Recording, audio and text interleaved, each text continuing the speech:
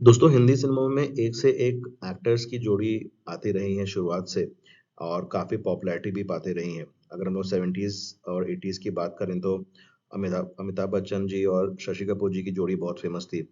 अमिताभ बच्चन जी और विनोद खन्ना साहब की भी जोड़ी बहुत मशहूर थी।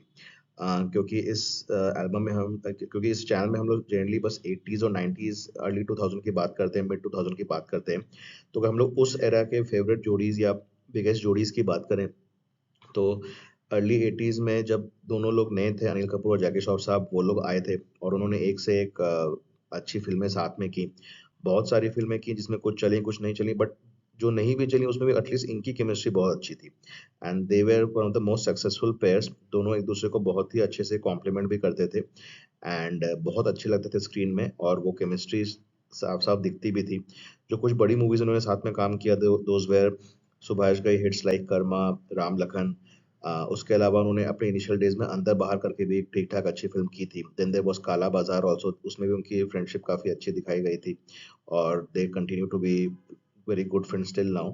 और आई होप कि आज के डेट में भी, क्योंकि दोनों बहुत एक्टिव और रेलेवेंट हैं अभी भी, तो वो जल्दी ही कोई मूवी में वापस आएँ।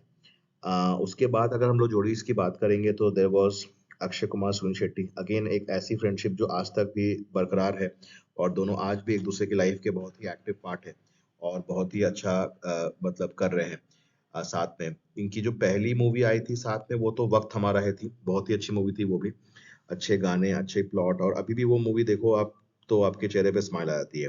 Then there was this blockbuster Mohra and Mohra के बाद भी उनकी कुछ और फ़िल्में साथ में आईं, जो बहुत ज़्यादा नहीं चली थी। जैसे हमें बेमिसाल, सपूत, ये सब मूवीज़ भी उनके साथ में आई थी बट बहुत ज़्यादा चली नहीं थी।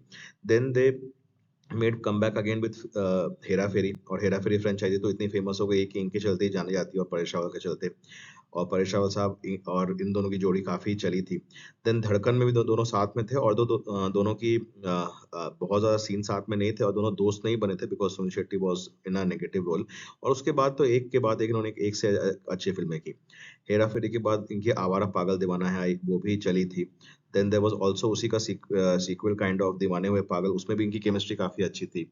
एंड उसके बाद फिर हेरा-फेरी आई, अ, दन दना दन आई, सब एक से एक उनकी अच्छी फ़िल्में आती रहीं और सॉरी दे दना दन एंड एक से एक उनकी अच्छी फ़िल्में आती रहीं और प्रियदर्शन साहब की फ़िल्मों में ख़ास करके इनकी केमिस्ट्री और भी ज़्यादा निखिर निखर के आती है।